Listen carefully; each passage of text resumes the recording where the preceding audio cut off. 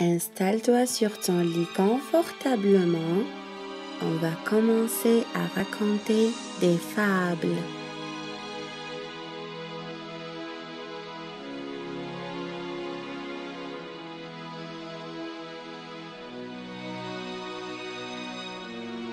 On va commencer aujourd'hui par la première fable. Le corbeau et le renard. Le corbeau avait fait son nid au sommet du plus grand arbre. Juché sur la plus haute branche, il scrutait les alentours de ses yeux perçants. Ce maître chasseur était un fin observateur.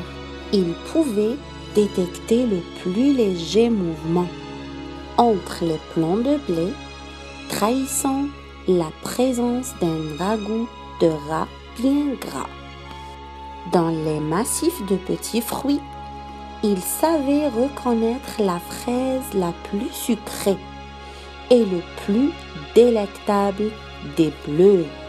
Il repérait une maman hirondelle qui partait à la recherche de nourriture, puis devinait l'emplacement des délicieux oisillons laissés seuls.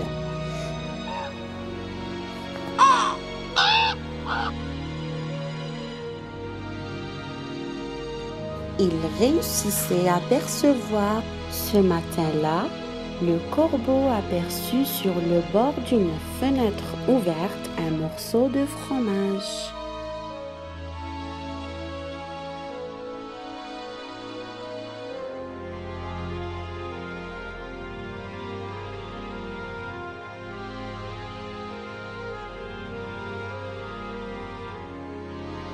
Croissa-t-il en se ruant aussitôt sur ce gastronomique repas. Au moment où il s'en emparait, la fermière apparut en criant « Oh, voleur! On m'a volé mon fromage !»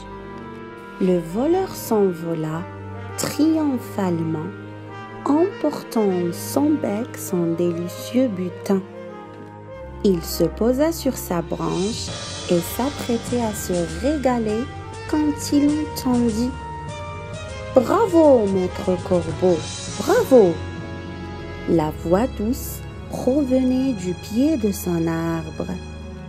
Il se pencha et vit à travers les feuilles vertes la queue touffue de son voisin le renard qui continuait de ses flatteuses paroles. « Tu es certes le plus exceptionnel chasseur de ces bois. Et de quel éclat resplendit ton magnifique plumage noir.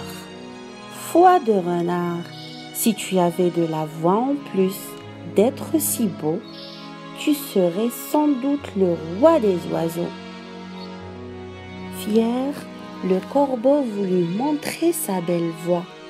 Il ouvrit son bec en graillant orgueilleusement.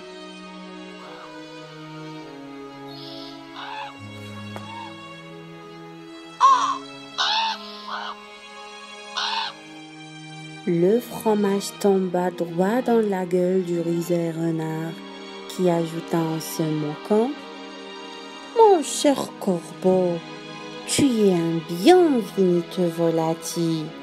Sache que tu serais sûrement le roi des oiseaux si tu étais plus malin. »